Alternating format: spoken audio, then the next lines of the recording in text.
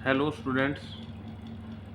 आज हम हमारा जो वीडियो है वो एक अलग चैप्टर पर है, जो है 10th क्लास का सीबीएसई का रिफ्लेक्शन ऑफ लाइट फिज़िक्स का है। तो काफ़ी कुछ तो हम इसके बारे में जानते ही होंगे, अगर कुछ ओवरव्यू मैं दे रहा हूँ। बाकी जो हमारा ज़्यादातर जो चैप्टर होगा ना, जो जिसकी प्रॉब्लम होगी वो सारा हम डिस्कस करेंगे, लेकिन ट्राई करेंगे हम जो मुश्किल पार्ट है वो लाइन टू लाइन पढ़ेंगे, और जो भी आपको प्रॉब्लम होगी आप मेरे को कमेंट कर सकते हैं। देखो पहला क्या है, light is a form of energy. Light is needed to see things around us। मतलब लाइट जो है एक फॉर्म ऑफ एनर्जी है जो कि हमको देखने के लिए मदद करती है। इसी तरह इन्होंने एग्जांपल दिया है, बुक रीड करते हैं, मूवी है, इसको कैसे होता है, we detect light with our eyes.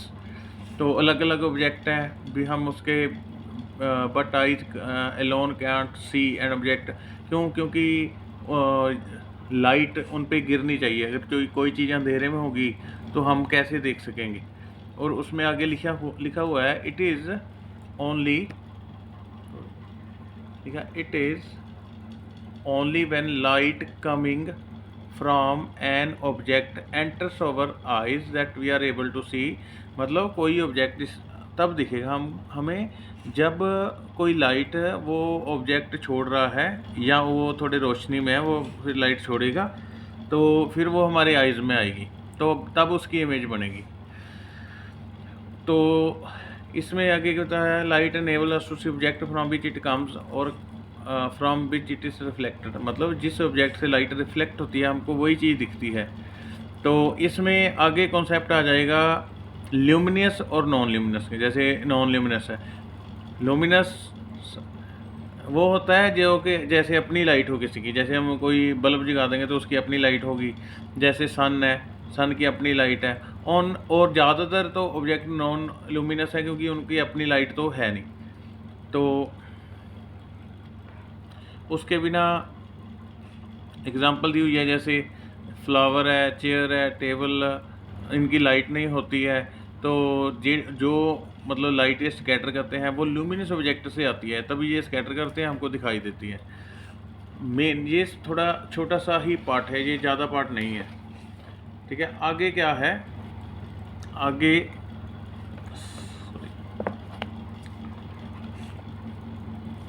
आगे हमारा जो मैंने आपको पहले ही बताया है भी, जो ल्यूमिनस और नॉन लुमिनस, जैसे दो subject which don't emit light themselves but only reflect, जो कि उनकी कोई लाइट वो छोड़ते नहीं है क्योंकि अपनी लाइट नहीं होती, बस वो रिफ्लेक्ट करते हैं, उनको बोलते हैं हम नॉन ल्यूमिनस। इसी तरह जिनकी अपनी लाइट भी होती है और रिफ्लेक्ट भी कर सकते हैं, उनको हम ल्यूमिनस बोलेंगे। एक कुछ बातें हैं जो उनके करेक्टरिस्टिक्स हमको कुछ पता होने चाहिए लाइट के। जैसे light travels in straight line, इसका मतलब क्या है, आगे क्या है इसका मतलब, जैसे that fact that a small source of light cast a sharp shadow of opaque object tell us that light travels in straight line. This was because light could bend easily the behind object, then no shadow will be found। मतलब ये है जैसे कोई सामने हमारी चीज़ पड़ी है, suppose कर लो एक पेन है, ठीक है, ये पेन है, अगर ये लाइट के रास्ते पे आ जाएगा तो हमको पता है उसकी शेडो बन जाती है। मतलब अगर आपके पीछे लाइट है तो उसकी शेडो बन जाएगी। तो ये जो लाइट का जो प्रॉपर्टी है लाइट की, कि ये स्ट्रेट लाइन में ही चलती है। अगर ये घूम के आगे आ जाती तो फिर तो मतलब उसकी शेडो बन ही नहीं सकती थी। जैसे ये है, इस यहाँ लाइट होगी इसके पीछे, तो ऐसे ही जाएगी तो लाइट ऐसे क्रॉस नहीं कर सकेगी इसको, तो इसकी ब्लैक शेडो बन जाएगी क्योंकि वहाँ से लाइट नहीं जा सक रही। तो अगर ये लाइट यहाँ आके यहाँ से घूम जाती इधर, फिर तो किसी की भी शेडो नहीं बनती थी। तो ये याद रखना है, इससे पता चलता है हम जो है लाइट स्ट्रेट लाइन में चलती है। और जो लाइट होती है वो क्या होती है, इलेक्ट्रोमैग्नेटिक वेव, उनको कोई मटेरियल नहीं चाहिए होता है भी ट्रैवल करने के लिए। तो यही कारण है जो हमसे जो सूरज की लाइट है वो उन रास्ते में तो ऐसा है भी हवा भी नहीं है, कोई मीडियम नहीं है, फिर भी हम तक पहुंचती है क्योंकि ये EM वेव्स की प्रॉपर्टी है भी, उनको मीडियम नहीं चाहिए होता है। दूसरी बात ये है अलग अलग थ्योरी है। जो लाइट का होता है ड्यूल बिहेवियर है। ड्यूल बिहेवियर मतलब ये दो तरह से एक्ट करती है। एक तो पार्टिकल टाइप नेचर होता है, एक होता है वेव टाइप।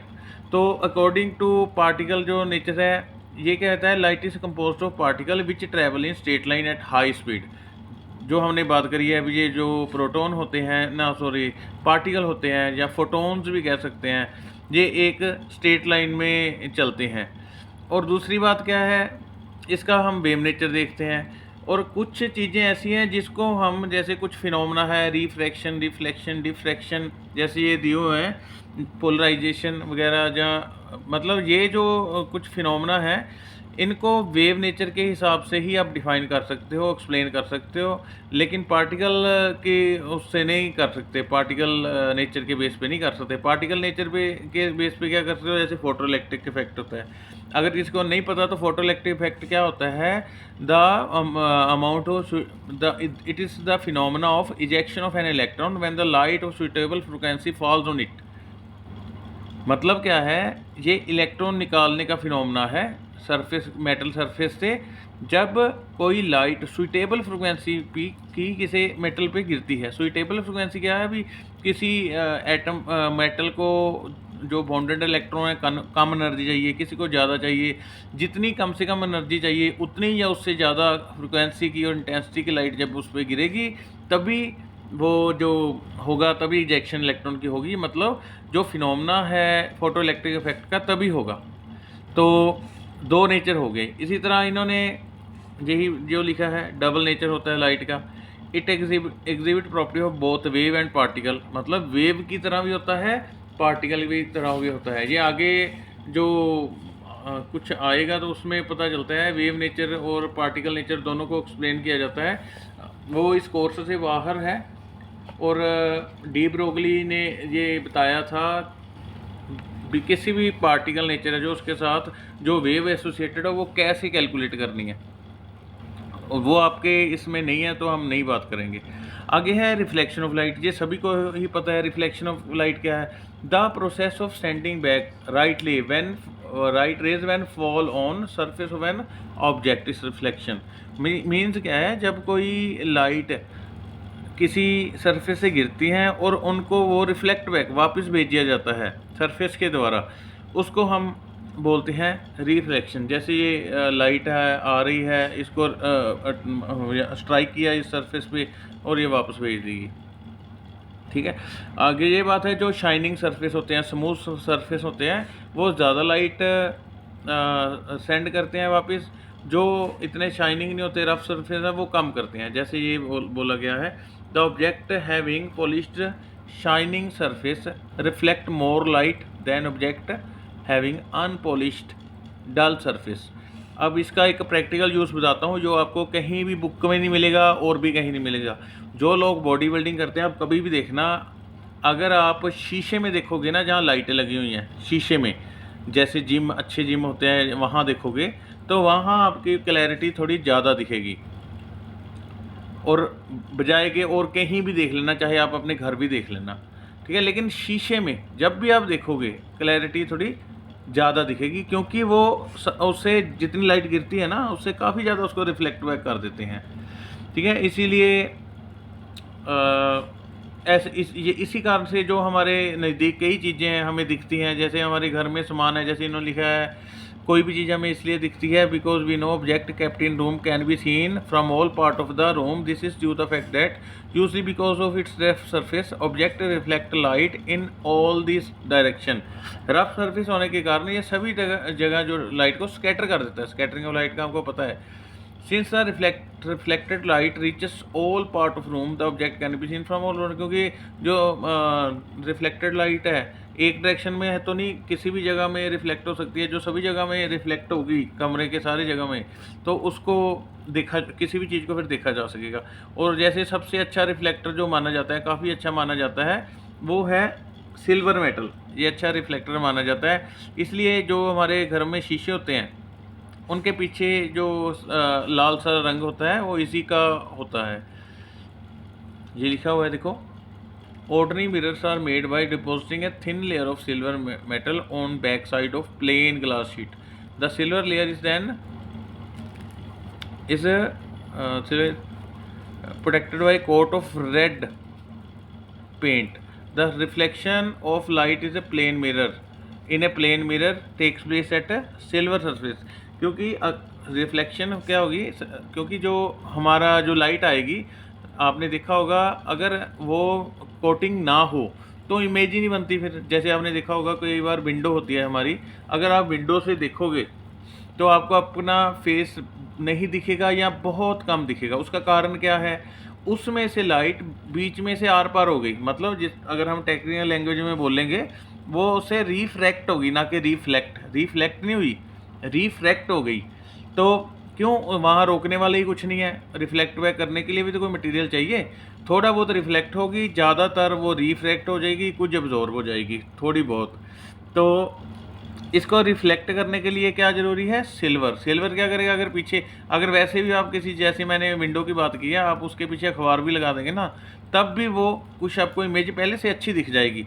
लेकिन डिपेंड करता है रिफ्लेक्ट करना कितना जैसे सिल्वर का जो प्रॉपर्टी है वो ज़्यादा रिफ्लेक्शन कर देता है, लेकिन जो अखबार है या कोई और चीज़ लगा दोगे वो इतना रिफ्लेक्शन नहीं करता। इसलिए हमारे वो इमेज तो बनेगी अखबार लगाने से विंडो शीशे पे, लेकिन थोड़ी अच्छी तरह नहीं बनेगी, लेकिन पहले से अच्छी बनेगी।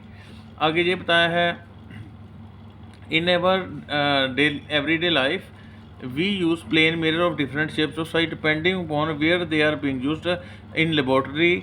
मतलब कहाँ कहाँ कौन कौन से बनाए जाते हैं, आगे हमको बताएगा। ये देखो प्लेन मिरर है, डैश जो पीछे है ये कोटिंग है सिल्वर की या किसी भी रिफ्लेक्टेड मटेरियल की जो रिफ्लेक्ट करता है, रिफ्लेक्टिव मटेरियल की। जैसे ये सामने वाला पार्ट है फ्रंट, ये फ्रंट लिखा हुआ है, ये बैक साइड है, क्योंकि हमें बैक साइड दिखानी है इसलिए हमको ये दिखाना पड़ा। ये बताया भी जो ओब्लिक लाइंस है पीछे वो इसी चीज़ की है जिसने रिफ्लेक्ट करना है। बाकी ये मैं लाइन टू लाइन ज़्यादातर इसलिए पढ़ के दिखाता हूँ क्योंकि कुछ बच्चे हैं उनकी इंग्लिश वीक होती है।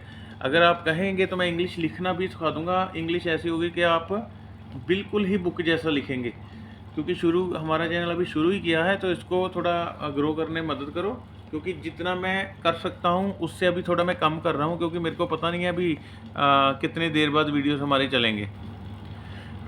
आगे देखो, हमने जैसे पढ़ा है भी जो रे है वो ट्रैवल करती है स्ट्रेट लाइन, और बंडल ऑफ रे कोई एक तो नहीं करती, इकट्ठी करती हैं। बंडल ऑफ रेज जो होती हैं उनको बीम ऑफ लाइट कहते हैं। ठीक है, बंडल ऑफ रे मतलब एक से ज़्यादा या काफ़ी ज़्यादा, या गुच्छा पंजाबी में कहते हैं, हिंदी में कहते हैं गुच्छा जो रेज का होता है। और आगे देखो, जो पहले फिगर 5 की बात की हुई है, इन्होंने ये बताया है जो रे है, हमको पता है अभी रिफ्लेक्टेड रे, इंसिडेंट रे, ये क्या होते हैं। देखो ये फिगर में देख लो, बाकी पढ़ भी लेंगे एक बार। जो रे आती है ये पूरा सरफेस लगा लो या फिर लगा लो भी कोई भी मिरर है, ये इंसिडेंट रे है, इनकमिंग रे, ये प्लेन मिरर है बताया हुआ है, और ये रिफ्लेक्टेड रे है। और हम क्या करते हैं, जो नॉर्मल है हम अपनी तरफ से ही ड्रॉ कर देते हैं। देखो ये भी असली चीज़ है, ये भी असली चीज़ है, लेकिन और जो मिरर है वो भी असली चीज़ है, लेकिन जो नॉर्मल है वो इमेजिनरी है। उसका कारण क्या है, क्यों ड्रॉ किया है हमने नॉर्मल, क्योंकि हमने ये देखना होता है लाइट कौन से एंगल पे आई, कौन से एंगल पे गई। तो जो नॉर्मल होता है, जो इनकमिंग लाइट और नॉर्मल के बीच के जो एंगल को कहते हैं एंगल ऑफ इंसिडेंस। देखो ये इनकमिंग लाइट है, ये नॉर्मल है, इन दोनों के बीच में जो एंगल होगा उसको एंगल ऑफ इंसिडेंट बोलते हैं, इंसिडेंस। और इसी तरह रिफ्लेक्टिंग रे और नॉर्मल के बीच में बोलेंगे एंगल ऑफ रिफ्लेक्शन। ठीक है, इसको क्योंकि आगे काफ़ी ज़्यादा ज़रूरत पड़ेगी, और जब भी हमने आंसर देना होता है तो वो हम फिगर तो बनानी बहुत ज़्यादा ज़रूरी है, इसलिए नंबर मिलते हैं, अदरवाइज़ नहीं मिलते। और तो हमने पढ़ा अभी वही दिखाया हुआ है। The ray of light which falls on the mirror is called incident ray, AO is incident ray, they fall on the point eight which incident ray fall is point of incident, जहाँ पे वो गिर रही थी। ठीक है, वो हमको सब मैंने दिखाई दिया, आपको ज़्यादातर तो पता चल जाएगा। और the light which is sent back by mirror is called reflected ray, जो वापस हो गई। इसी तरह हमने जहाँ पे वो लाइट स्ट्राइक करती है इनकमिंग, वहाँ उस पॉइंट पे नॉर्मल ड्रा कर दिया, right angle to the mirror. Surface जिस पे गिर रही है। A normal is line at right angle to the mirror surface at the point of its incidence. In other word, normal is line which is perpendicular to the mirror at the point of incidence. ये हमने देख लिया भी जो normal होता है वो 90 degree पे उसको ड्रॉ करते हैं जो रिफ्लेक्टिंग सरफेस है या जो भी मिरर है। ये हमने देख लिया है भी जो इनकमिंग रे है जहाँ रे इंसिडेंट रे और नॉर्मल के विचकार जो एंगल बन रहा है वो एंगल ऑफ इंसिडेंस है। इसको कैसे शो कर रहे हैं, AON, और ये है एंगल ऑफ इंसिडेंस, और जो है BON ये है एंगल ऑफ रिफ्लेक्शन। ठीक है, ये सारा चीज़ ये बता रखा है। आगे लॉज ऑफ रिफ्लेक्शन है। लॉ ऑफ रिफ्लेक्शन क्या होता है, जितना इनकमिंग रे है जो एंगल ऑफ इंसिडेंस जितने का बनाएगी, जो एंगल ऑफ रिफ्लेक्शन होगा वो भी उतने का ही होगा। जैसे सपोज कर लो एंगल ऑफ इंसिडेंस जो इंसिडेंट रे है नॉर्मल के साथ 45 डिग्री का बना रही है, तो जाते हुए जो रिफ्लेक्टेड रे है वो भी 45 का ही बनाएगी। और आगे देखो, आगे सेकंड लॉ, ये तो फर्स्ट लॉ था, आगे है सेकंड लॉ। देखो इसमें क्या है, देखो सेकंड लॉ है तो सेकंड लॉ ही पढ़ना है, और तो इतना इम्पोर्टेंट नहीं है।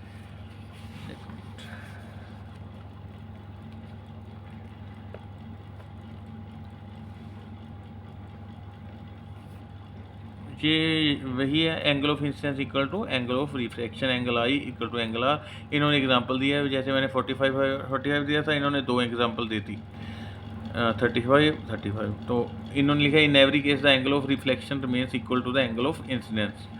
ठीक है, आगे कई बार क्वेश्चन आ जाता है, कहते हैं what happens when the ray of light comes at 90 degree to the mirror. मतलब अगर कोई लाइन है, कोई इंसिडेंट रे है, वो 90 डिग्री परपेंडिकुलर नॉर्मली बोला है, नॉर्मली अगर गिरेगी उस पर तो वो कहाँ जाएगी रिफ्लेक्शन के बाद। ये देखो लिखा है when a ray of light falls normally और perpendicular on the surface of mirror.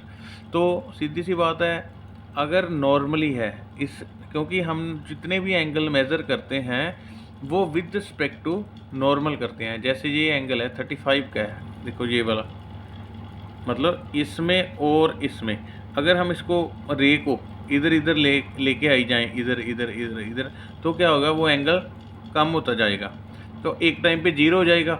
इसका मतलब क्या है, जो एंगल है 0 हो जाएगा जो नॉर्मल पे आएगा।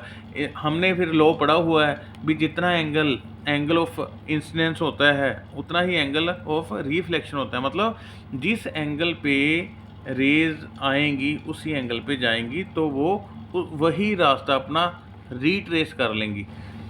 ये लिखा है a ray of light which is incident normally on a mirror is reflected back along the same path. ठीक है, because the angle of incidence as well angle of reflection for such a ray of light are 0। तो हमने वो law पढ़ा हुआ है। ठीक है, इसमें ये भी लिखा है laws of reflection of light apply to all kind of mirrors, plane mirror और स्फेरिकल मिरर, जैसे कनकेव है, कन्वेक्स है। ठीक है, आगे क्या है, रेगुलर रिफ्लेक्शन और डिफ्यूज रिफ्लेक्शन। जो तो देखो सरफेस जो होते हैं वो अगर बिल्कुल प्लेन होते हैं तो उनमें क्या है, जो इनकमिंग एंगल है और एंगल ऑफ इंसिडेंस है और एंगल ऑफ रिफ्लेक्शन है वो बिल्कुल बराबर होंगे। ठीक है, तो लाइंस जो आती हैं आने वाली और जाने वाली पैरेलल होगी, उनको रेगुलर रिफ्लेक्शन कहेंगे। अगर ऊबड़ खाबड़ सरफेस है उसको, उसमें एंगल ऑफ इनकमिंग रे का कुछ और होगा, जाने का कुछ होगा, और जो लाइंस है वो पैरेलल नहीं होगी, जो रिफ्लेक्टेड लाइंस है, तो वो उसको हम डिफ्यूज्ड रिफ्लेक्शन कहते हैं। जैसे कि आगे बताया गया है,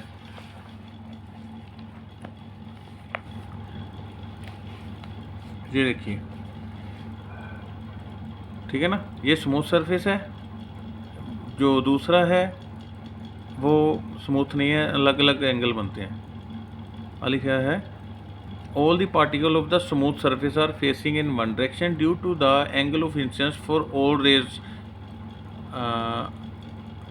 for all parallel ray of light falling on the smooth surface same and hence the angle। क्योंकि कह रहे हैं अगर स्मूथ होगा तो उनका अगर स्मूथ सरफेस होगा, जो भी एंगल ऑफ इंसिडेंस है वो सेम होगा, इसीलिए जो एंगल ऑफ रिफ्रैक्शन है वो भी सेम होगा, इसलिए उनकी सभी लाइट हैं जो भी है एंगल है वो पैरेलल होगी, लाइंस पैरेलल।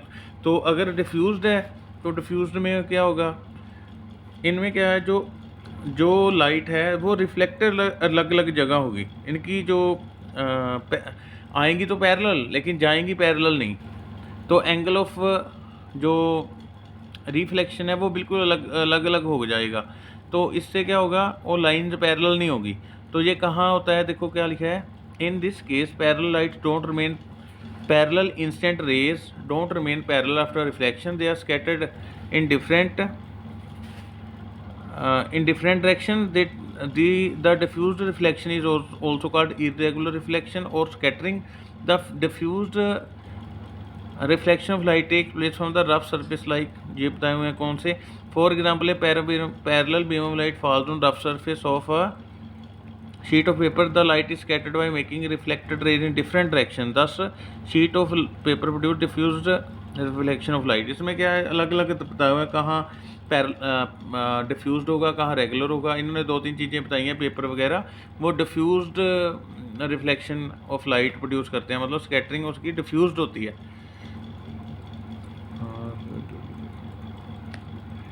देखो ये क्या बोला गया है, the particles of a rough surface are facing in different direction due to this angle of incidence or parallel ray of light falling on the rough surface are different and angle of reflection will be different।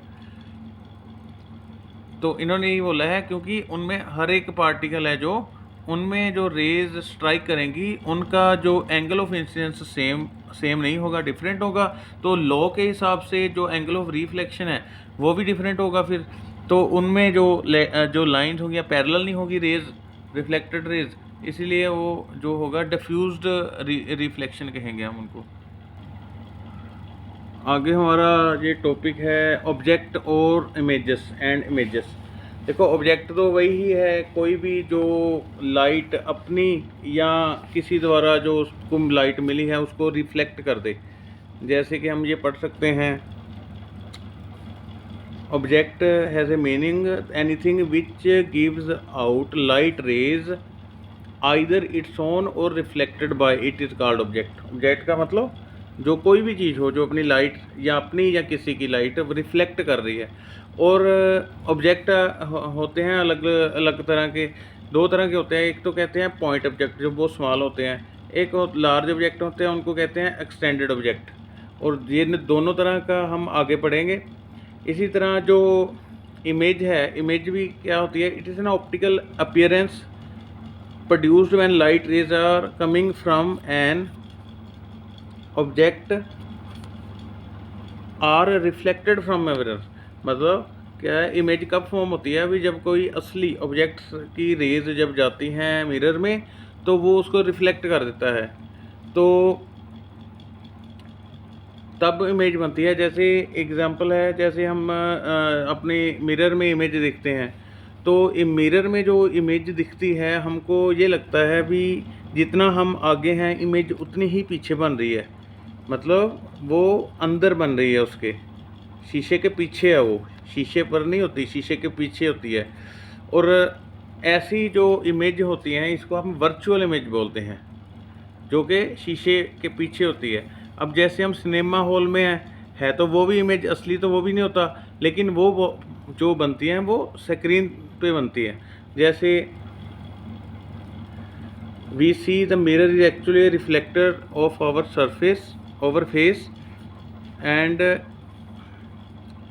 It is image of our face. We look into the mirror, we see image of our face in it.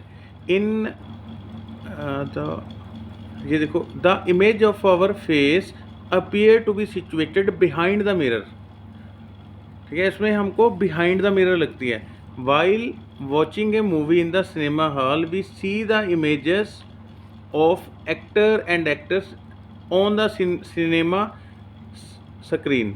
तो इसके base पे हम ये images को हम 2 तरह का बोल सकते हैं, एक तो रियल इमेज हो गई और एक वर्चुअल इमेज होगी। जैसे रियल इमेज यही है जो हमने लिखा है अभी देखा है, which can be obtained on a screen is a real image और विच के not be obtained on the screen is real image, जैसे कि मिरर इमेज होती है। तो इतना ही हम कवर करेंगे, बाकी हम सेकंड पार्ट में कवर करेंगे। हमारा नया चैनल है, हमको ग्रो करने में मदद करें, चैनल को सब्सक्राइब करें, वीडियो को लाइक करें, कोई सवाल हो तो कमेंट करें। Thank you.